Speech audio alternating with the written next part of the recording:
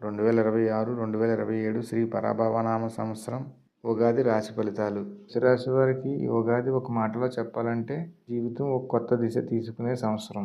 మీ ఆలోచనలు, మీ నిర్ణయాలు అన్నీ బలంగా మారతాయి.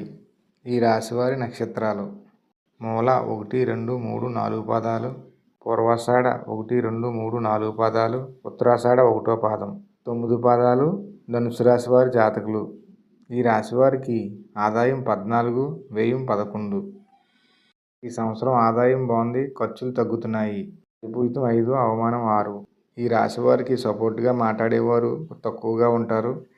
రాశివారికి గురువు, శని, రాహువు 3 గ్రహాలు ఎక్కువ ఫలితాన్ని ఇస్తాయి ఈ సంవత్సరం.